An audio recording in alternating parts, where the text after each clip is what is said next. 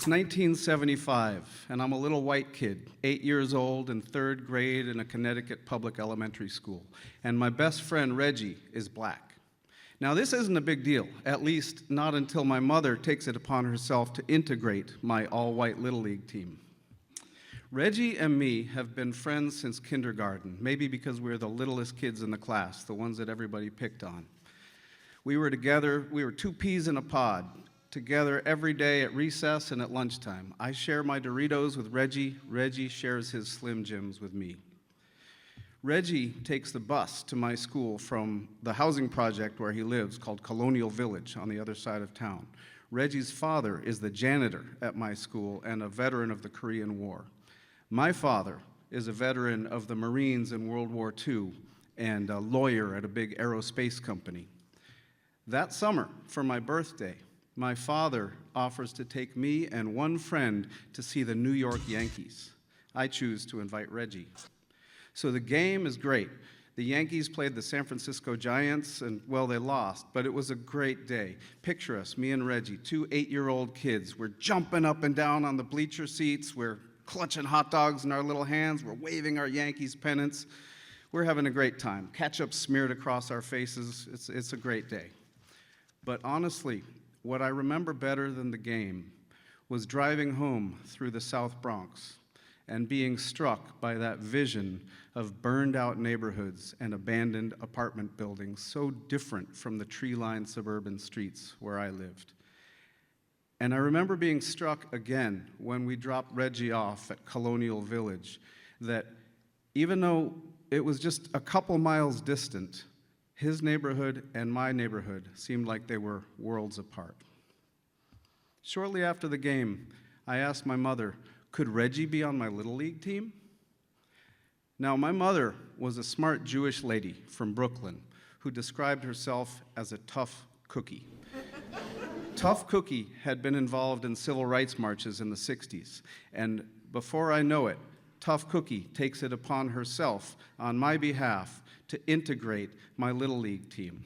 So next thing I know, Tough Cookie is making phone calls, she's having meetings, she's got a petition going, but Tough Cookie is not making any friends. In fact, she's making enemies. My coach is not happy, the other coaches are not happy. At the games, mom is talking to other parents, dad is talking to other parents, and they're asking tough questions. Why can't parents step up and offer to carpool? Why can't the town pay for buses the way they pay to keep the beaches clean and the trees trimmed? Are Reggie's parents involved? I don't remember. What I do remember is that other parents stopped talking to mom, and other parents stopped talking to dad. I'm 8 years old, right? So it's all a little bit hazy. But let's just say that summer, Little League became a lot less fun. Now, it's right about this same time that my father left his job at the aerospace firm to become a public defender, a lawyer for people who can't afford lawyers. He sets up shop in our basement, and when his clients start coming over, our white neighbors are not happy. You see, his clients, many of them, are black. One day, one of his clients parked his big green Oldsmobile right in front of the next door neighbor's garage. I'm home watching after-school TV, and the neighbor comes storming over and starts banging on the door, yelling, "I don't want to see these effing N-word people coming around my neighborhood." Now, my father is not having it. My father had fought the fascists in World War II, and you might say he had zero tolerance for bigots and bullies. In the flash of an eye, my father grabs the neighbor by the collar, lifts him a half-inch off the ground, and says, "You will never use that word in my presence or my children's presence again, and you will get the hell off my property right now." My father, the ex-Marine, picks up a baseball bat, my baseball bat, and he repeats the word, "Now!" My mother's campaign to integrate my Little League ultimately failed. I would never play baseball with Reggie. From that point on, you could say, euphemistically, that Reggie and I traveled different pathways to adulthood.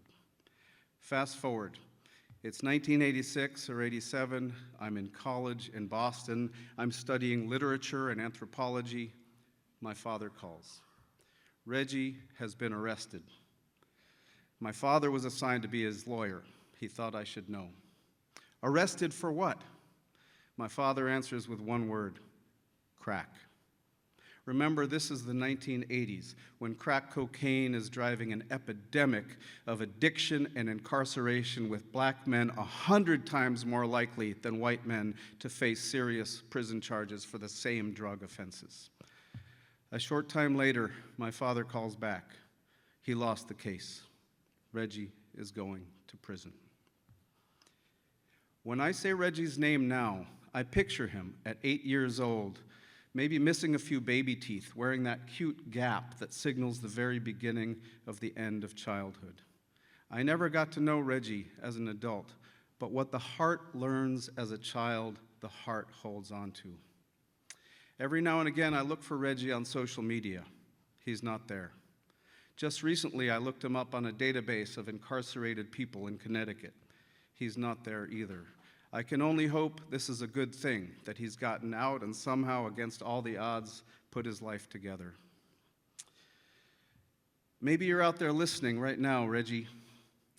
This was supposed to be a story about you, but it turned into a story about me. The child's heart inside of me still hopes that maybe one day we'll meet again. Maybe we'll get together. Maybe we can even throw a ball around a little bit. And when we do, I hope that that'll be my opportunity to hear your version of the story from your mouth in your words. Thank you.